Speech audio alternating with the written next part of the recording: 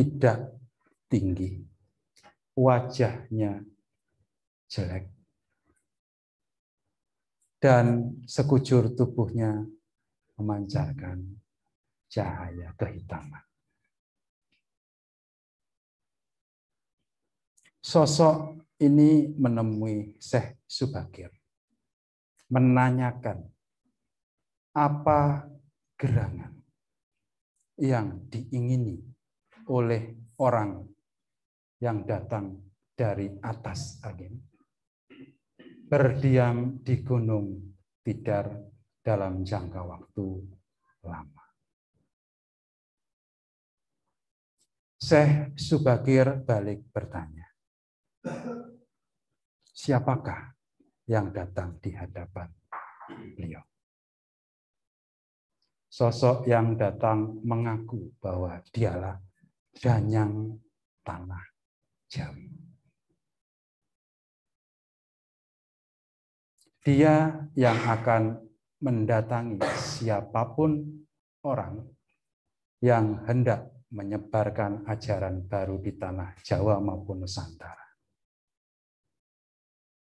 Dia yang akan menguji kesungguhan, tujuan, dan apa yang menjadi maksud dari sosok yang akan melakukan penyebaran agama baru di Jawa. Terjadilah dialog dalam ruang gaib. Dikatakan dialog itu berjalan berhari-hari antara Syekh Subakir dengan Danyang Tanah Jawi. Dalam dialog tersebut akhirnya tercapai kesepakatan. Agama baru boleh disebarkan di tanah Jawa. Asal dengan satu syarat. Bisa mensejahterakan tanah Jawa dan Nusantara. Waktu yang diberikan, kontrak yang diberikan adalah 500 tahun. Selama 500 tahun, para resi atas angin diberi kesempatan untuk menyebarkan ajaran agama baru, diberi kesempatan untuk memakmurkan tanah Jawa dan Nusantara, diberi kesempatan untuk membuat Nusantara gemilang, hanya dalam jangka waktu 500 tahun. Sepenuhnya kekuasaan, wewenang diberikan kepada para penyebar ajaran agama baru ini. Tetapi nanti ketika lebih dari 500 tahun, kemakmuran, kegemilangan, kejayaan belum juga didapatkan, maka kontrak selesai. Perlahan-lahan keyakinan lama akan bangkit, akan memimpin untuk membuat Nusantara kembali berjaya seperti masa lalu. Nusantara pernah berjaya semenjak masa Medang Mataram. Dan kejayaan ini yang belum terungkap sampai sekarang.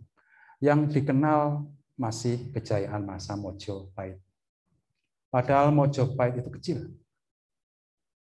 Masih lebih besar Medang Mataram. Kita lihat peninggalan Medang Mataram di Jawa Tengah luar biasa hebatnya. Borobudur, Kalasan, Prambanan, Boko, luar biasa. Itu sudah menunjukkan kebesaran Wangsa Medang masa lalu. Bahkan kekuasaan Medang sampai ke Champa dan Filipina. Mojopahit ingin meneruskan kehebatan Medang, walaupun tidak bisa mengikuti sepenuhnya, tapi bisa membuat kejayaan yang luar biasa. Jadi bangsa Nusantara ini pernah menikmati kejayaan luar biasa seperti Amerika sekarang. menjadi bangsa superpower yang ditakuti di tanah selatan, menjadi lawan berat dari Tiongkok, sehingga Tiongkok sama sekali tidak berani mengusik Nanyang. Nanyang itu Laut Selatan. Nusantara macan sesungguhnya pada masa lalu. Namun hal itu berangsur-angsur turun ketika menjelang masa akhir Mojopahit karena orang-orang Nusantara semakin berebut benar sendiri-sendiri. Aku sing sekti, ayo didu sektine. Aku sing pinter, ayo sapa sing pinter ngluwi aku. Aku sing sugih dhewe, ayo didu sugih sapa. Dalam kondisi moralitas yang seperti itu, lama-kelamaan kejayaan surut. Dan ketika mencapai titik kemunduran, datanglah para penyebar agama baru yang menjanjikan Badatun Thayyibatun Warabul Ghafur. Toto tentem karto raharjo gemah ripah loh jinawi. Ketika mereka menawarkan itu, maka Danyang Tanah Jawi menerima tawaran mereka. Tetapi dengan jangka waktu 500 tahun. Sekarang, coba kita merefleksi diri. Selama waktu 500 tahun sehabis kehancuran Mojopahit sampai detik ini, apa yang sudah kita capai?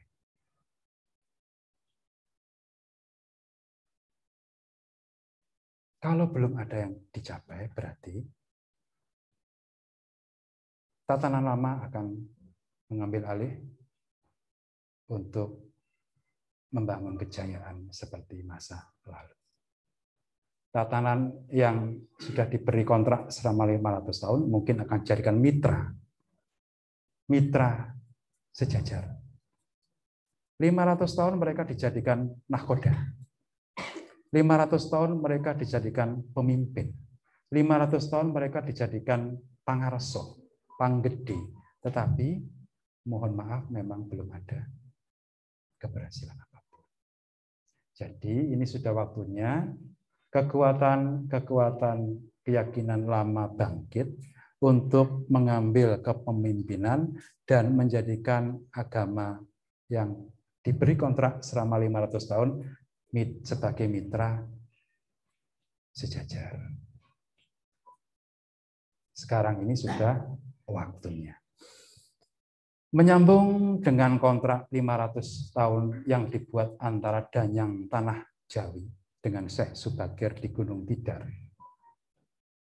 Kemarin ketika saya ke Jogja, kebetulan pohon kepuh yang besar, yang kalau dipeluk oleh manusia mungkin butuh 3 manusia atau mungkin 4 manusia kalau dipeluk, dengan tinggi yang sangat-sangat tinggi. Pohon kepuh yang tumbuh di pemakaman Ki Ageng Pengging Sepuh Sri Makurung Handoyoningrat jebol. Sebenarnya ketika dari Ratu Boko, saya sudah merencanakan datang ke pemakaman Ki Ageng Pengging Sepuh bersama Ki Setiaji. Tetapi kebetulan waktu itu Niyolanda pulang ke Bogor. Jadi jadwal tertunda, dilanjutkan untuk besok saja. Ketika kami tidak jadi ke pemakaman Ki Ageng Pengging Sepuh, pohon tersebut roboh menimpa makam Ki Ageng Pengging Sepuh. 1 orang tewas tertimpa pohon, kepalanya pecah. Dan orang ini adalah penyumbang dana pemugaran makam Ki Ageng Pengging Sepuh. Beliau orang Kendal. Saya bersyukur sekali karena tidak datang ke sana. Mungkin Sang Hyang Ismoyo sendiri yang melindungi kita semua. Jadi begitu saya dengar malamnya ada pohon tumbang, dari Patembayan Mataram memberi laporan, saya perintahkan sudah ke sana. Silahkan Terus dari Patembayan Mataram WA saya, ada pagi saya tidak bisa memberikan jawaban. Tetapi malam itu saya langsung menekung. Saya mohon jawaban. Mohon bersyukur juga karena ternyata saya tidak jadi dengan rombongan ke sana. Kalau jadi ke sana, sepertinya Ki Purwati juga cemet gitu.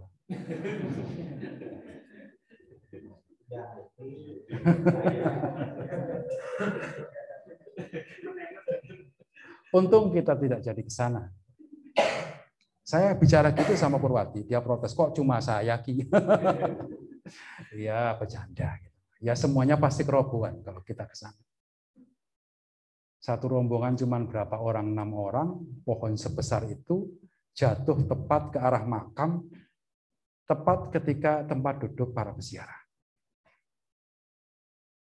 Kalau kita sore ke sana, habis kita. Ya, Ki? Habis kita. Karena kita mengantarkan Yolanda pulang ke Bogor, maka kita tidak jadi ke sana. Tapi malamnya saya dapat laporan dan akhirnya saya menekung, saya dapat jawaban. Sri Makurung Handoyoningrat Ki Ageng Pengging Sepuh wus jengkar saka ing papan Palerman. Hamiwiti arsa manitis ana ing alam Padang.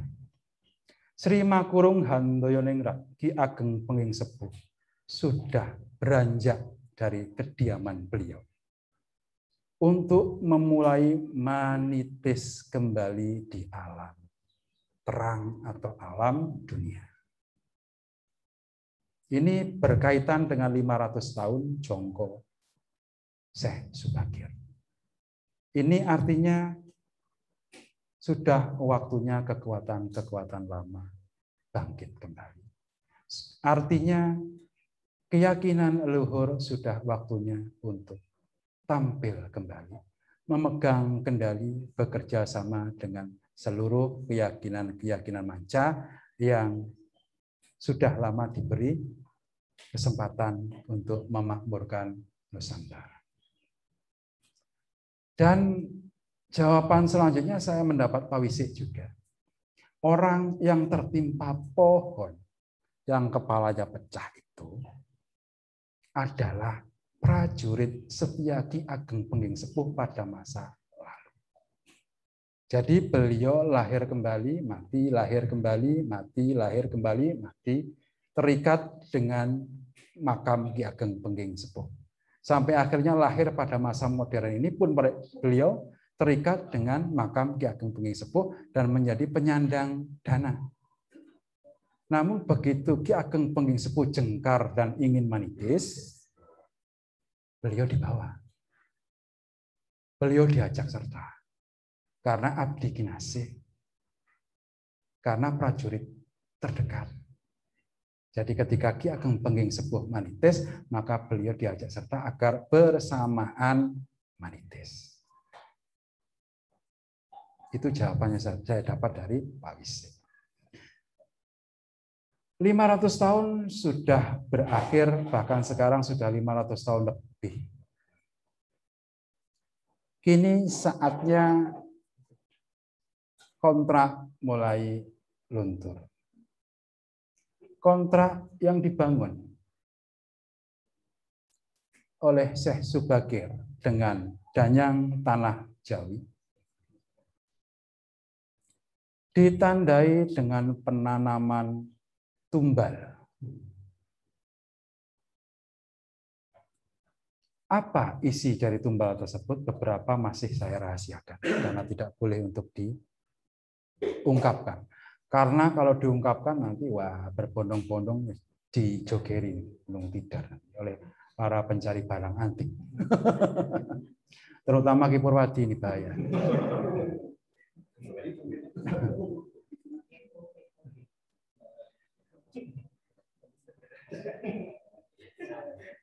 Jadi di sana ditanam barang-barang berharga.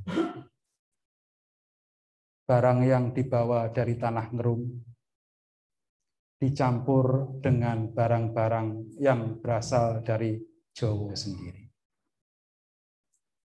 Diberikan asma, diberikan hizib, diberikan wirid, oleh Syekh Subagir ditanam di sana sebagai penanda kontrak antara Syekh Subagir dengan Danyang Tanah Jawi. Bahkan tumbal tersebut juga akan berpengaruh untuk membentengi bagi para penyebar agama baru agar selamat luput ing bebendu, terluput dari kemalangan ketika mereka menyebarkan agama baru di Jawa. Oleh karena itu, ketika kontrak sudah waktunya berakhir, daya kekuatan tumbal juga sudah semakin berkurang, maka perlindungan yang dibuat oleh tumbal yang ditanam oleh Syekh Subagir juga berkurang.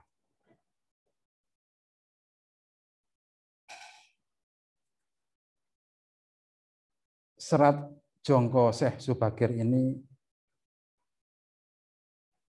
nanti akan saya bacakan satu persatu teksnya. Karena ketika Syekh Subagir bertemu dengan Danyang Tanah Jawi dalam beberapa hari, Danyang Tanah Jawi juga membeberkan ramalan kepada Syekh Subagir tentang raja-raja yang akan memerintah tanah Jawa.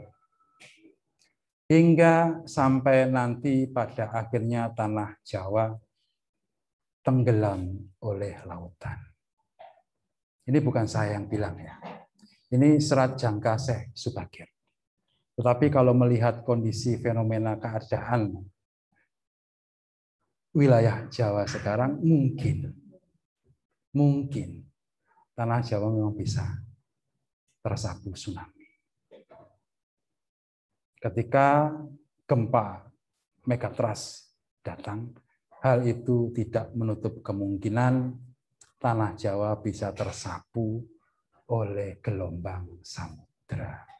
Maka sudah benar Presiden Jokowi memindahkan ibu kota di Kalimantan.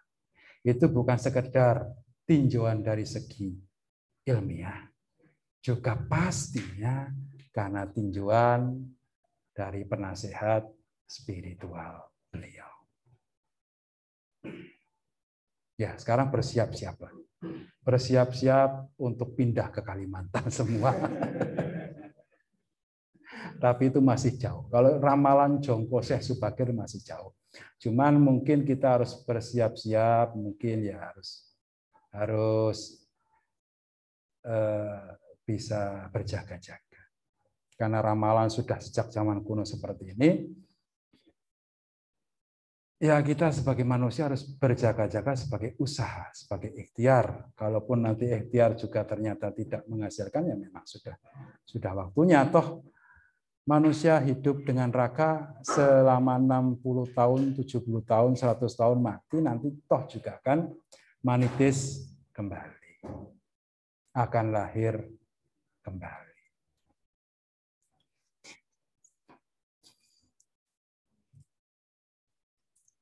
Baik, monggo kita mengaji serat Jongko Syekh Subagir agar kalau kata orang-orang kita bicara itu ada rujukannya. Kita bicara tidak asal bicara tapi memiliki rujukan yang benar. Monggo kita mengaji, semoga ini lutut ya, agak tebal masalahnya. Tapi nanti kalau waktunya kurang, nanti coba saya cuplik mana yang penting untuk kita ketahui.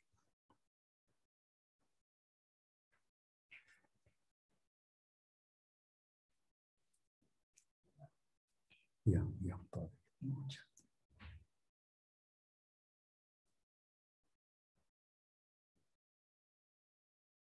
Sudah.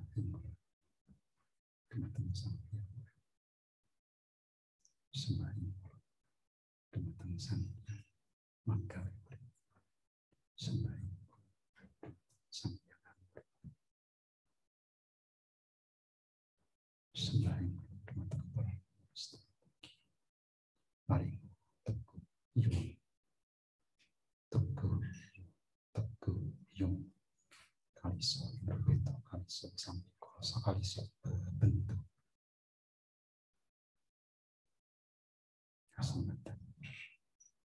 Coba mari kita mengkaji bersama-sama. Ini mungkin pertama kali saya bacakan Sekar Asmorodono. Saya bacakan dengan tembang, nanti selanjutnya saya bacakan secara ganjaran saja agar bisa mempersingkat waktu.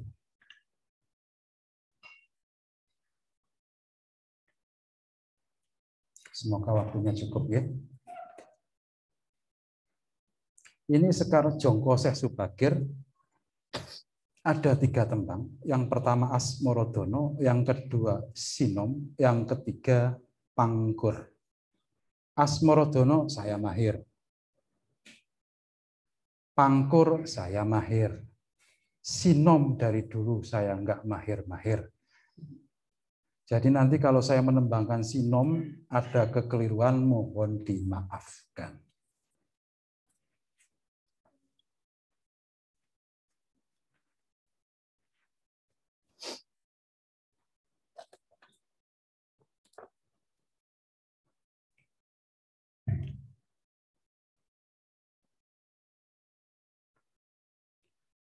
Karya penget kenya nulis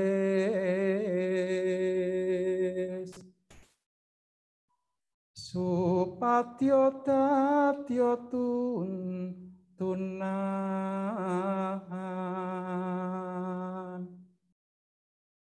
mring weka kadang wargane tuwin antu kang rahmat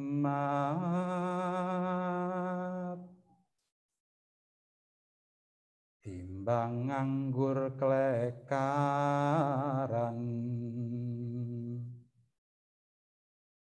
becik ngeleluri leluhur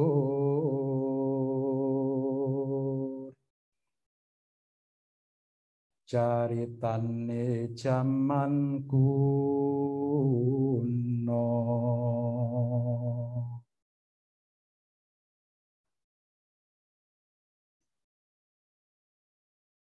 Sebagai pengingat diriku menulis, yaitu agar supaya menjadi tuntunan kepada anak cucu saudaraku semua. Juga semoga mendapatkan rahmat. Juga agar tidak nganggur tanpa pekerjaan. Lebih baik menapak tilas leluhur, menulis ulang cerita zaman dahulu. Ini Pupuh Asmorodono sebagai pembuka serat Jongko Syekh Subagir. Ditulis oleh seseorang yang tanpa menyebutkan nama. Sebagai permohon, sebagai pembuka, dia menuliskan seperti itu. Podo, podo itu bait. Podo kedua. Podo karu, bait kedua. Ini saya tembangkan lagi. Nanti selanjutnya akan saya tembangkan karena kalau tembang lama butuh waktu setengah menit itu cukup lama. Masih tembang Asmorodono. Sejarah para narpati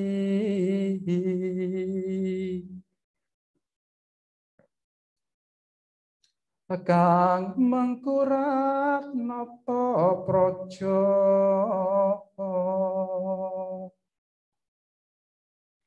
tanah Jawa sedayane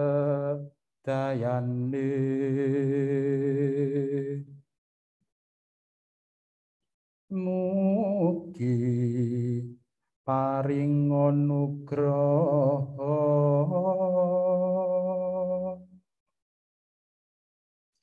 marang para kawula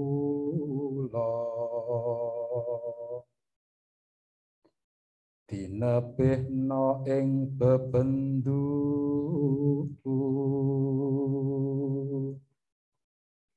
kalawan ing ilo-ilo.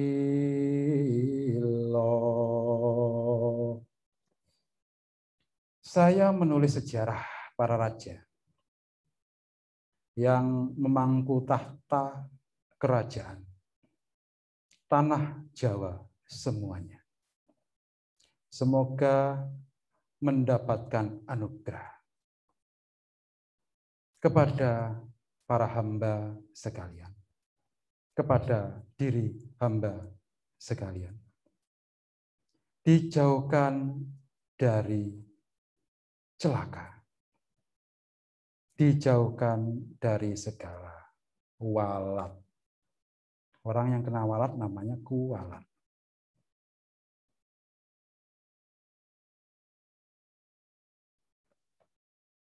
Selanjutnya tidak saya tembangkan.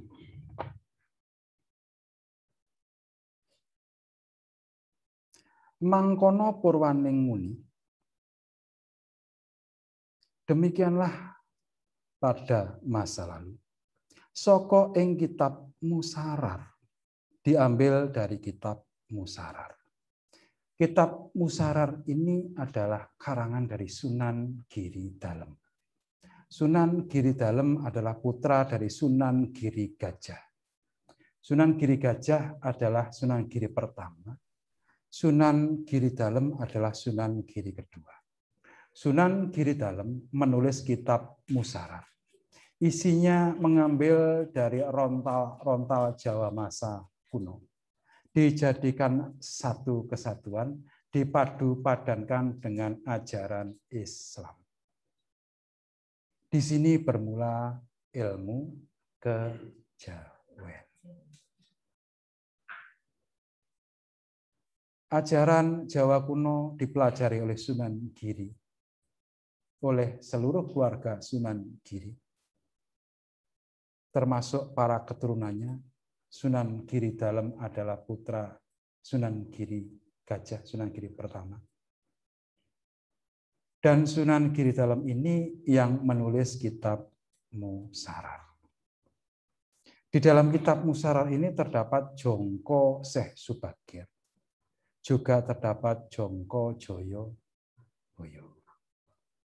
Jadi kalau kita merujuk di mana sumber dari Jongko Joyo Boyo, ada pada kitab Musarar.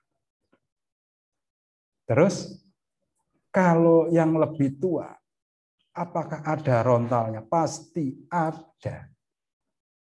Cuman ketika pergantian zaman, ketika Islam berkuasa di Jawa, terdapat screening mana rontal yang boleh diajarkan, mana rontal yang masih bisa dipelajari, mana rontal yang bisa dipadu-padankan dengan ajaran Islam, dan mana rontal yang dibuat moksa. Dihilangkan. Dibakar. Ini sensitif sekali tapi enggak masalah. Nah, Jongko Joyoboyo ini saya pastikan ada rontalnya sebenarnya. Ada sumbernya dalam Jawa kuno. Cuman sekarang tidak kita temukan. Yang kita temukan adalah kitab Musarar. Jadi apapun pengetahuan yang tercatat dalam serat-serat Jawa masa Islam, sebenarnya memiliki rujukan serat rontal, bukan serat, rontal pada masa Jawa kuno. Kalaupun masih ada rontalnya, pasti ada perbedaan sedikit. Contoh, serat rontal Noworuci itu mengkisahkan Sang Hyang Noruci bertemu dengan Rahadian Werkudara. Itu ada rontalnya berbahasa Kawi. Sampai pada zaman Islam digubah menjadi serat Dewa Ruci.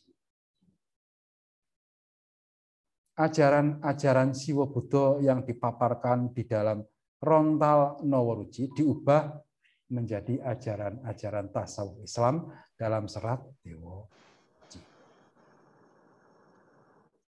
Dalam serat Noworuci diwejangkan tentang budi, cita, manah, ahangkara. Itu dalam bahasa Sanskerta. Dalam serat Deworuci diubah menjadi mutmainah amarah supiyah alwamah. Sama sebenarnya. Cuma semua